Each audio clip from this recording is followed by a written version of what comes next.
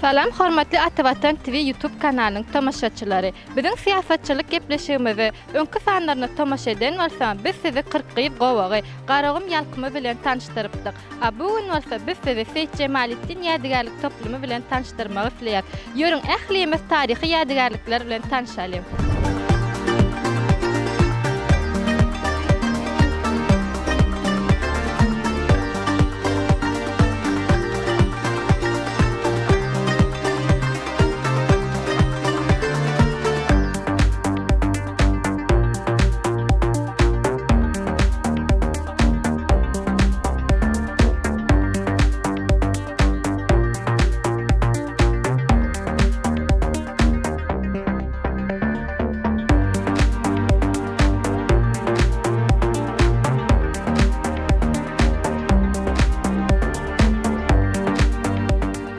Aslında bu ýadygarlyk taryhy desalaryn değişdirende arheologlar tarapyndan giňden öwrenilen taryhy ýadygarlyklaryň biridir.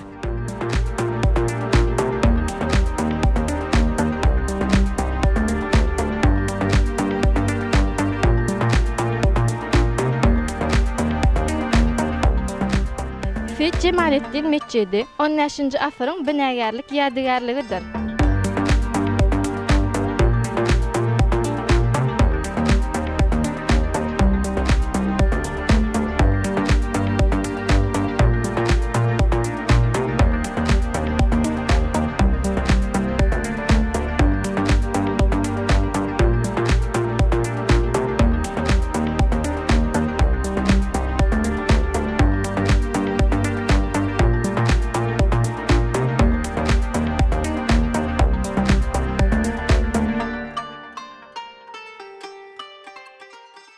Seyit Cemalettin ýadygarlygy Merkezi Aziýa sebitlerini dürli nagşlar, heykeller bilen bezelen imperator ajdarhanyň şeklini şekillendiren ýeketäk musulman desgasydyr.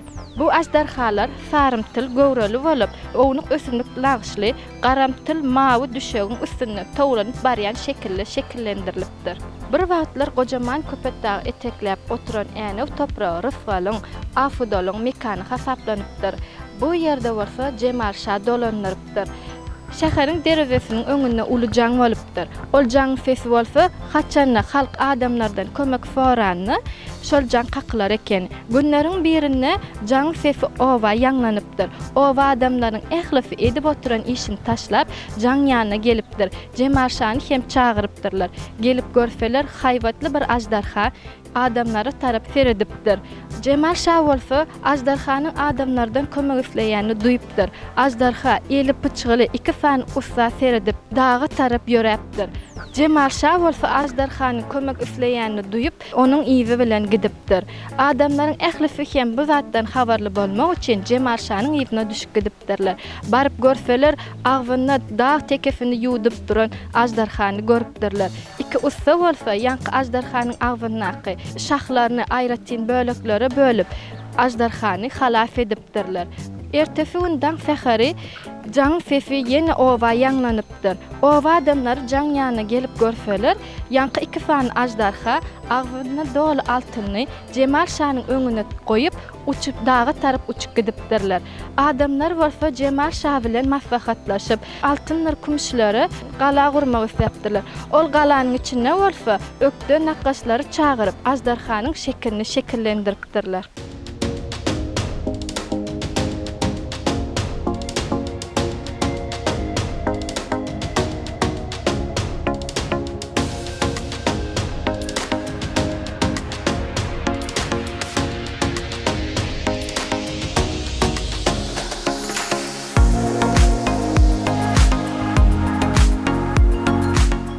Gala owa adamlar maslahatlaşyp Cemalyň gözellik öýü diýip at beripdirler.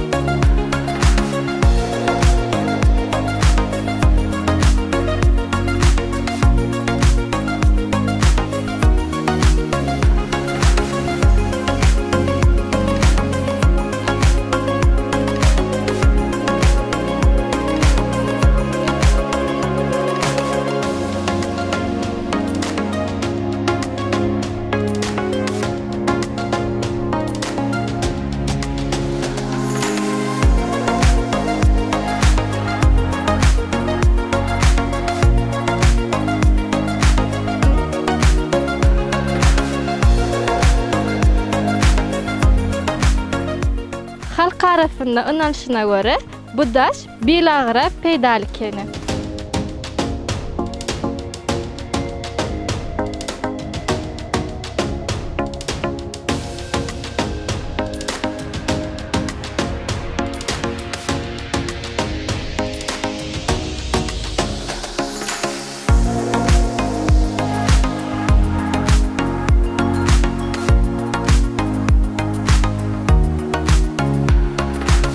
Seyit Cemalettin Yadigarlyk toplumy barada giňişleýän maglumaty Atawatan Türkmenistan saytyny arheolog Bäşim Anna Gurbanowyň ýazan makalasyny okap bilersiňiz.